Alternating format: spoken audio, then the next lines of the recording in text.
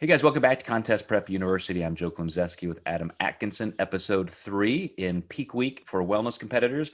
We're down to the peaking options. And so after a really good discussion about the division criteria and body types, phenotypes for who's going to potentially look the best in these categories, we now have to get there. We have to go through peak week. And you guys have heard us talk about this many, many times. This won't be all new information, but specifically for wellness competitors, you do still need enough volume in terms of fullness. You want that size look. I'm assuming, Adam. So we've already been clear that a mesomorph, somebody who can maintain that size, is important. You cautioned against getting too lean, and so I just wonder, in terms of the peaking strategies, are you trying to emphasize fullness a little bit more, even if it costs you a little bit of that hard look? Are you trying intentionally to make sure they're not too lean, or is it purely context? Tell us that perfect right down the middle peak week. Yeah, one thing you have to consider, the legs are primarily judged a little bit more, not just based on size, but conditioning. So there's a really big pendulum with being too tight in the legs, and I can deal with that as long as somebody has shape still.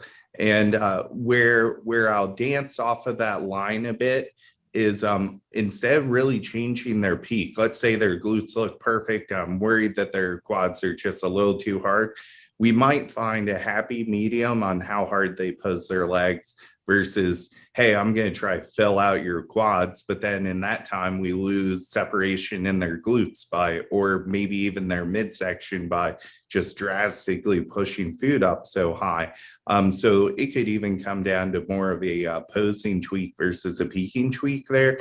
But on the other end, you could have somebody who really does need to focus on that leg separation. So we might focus more on recovery-based peaking, lowering cortisol, getting water weight down, maybe even have them lay down more often, stay off the legs, try to get more of that vascular fluid back into the vascular system and in the lymph drainage, and keep that out of the legs. So that can usually freshen someone's look up a little bit.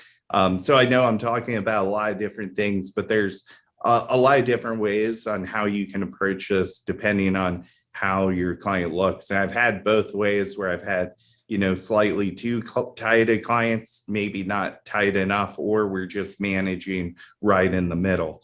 Mm-hmm.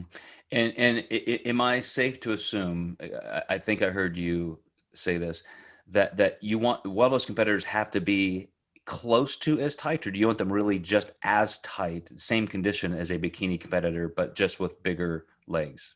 I would say just as tight for the most part. If you dip down really low, it just starts looking really, really extreme. And they still want this to be somewhat attainable.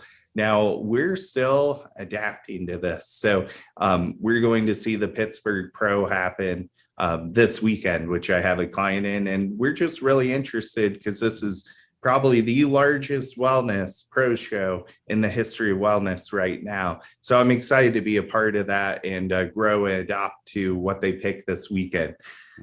So for overall peaking strategies, you don't see wellness as a place where you naturally do more of a different approach, where you're saying, okay, now for this, we have to do a rapid backload or a front load or this. Or like you said, are you still dealing with every single client with such nuance and context that it just depends where they are? It just depends on where they are. I will say I'm maybe a little more prone for momentum in the end. So I really like Sierra this weekend. I would hate to be pulling back carbs into that final day. But however, she has a nighttime judging, so we actually might have to do that just based on the amount of food that she might need to consume to be comfortable by 7 p.m. for pre-judging time on Friday.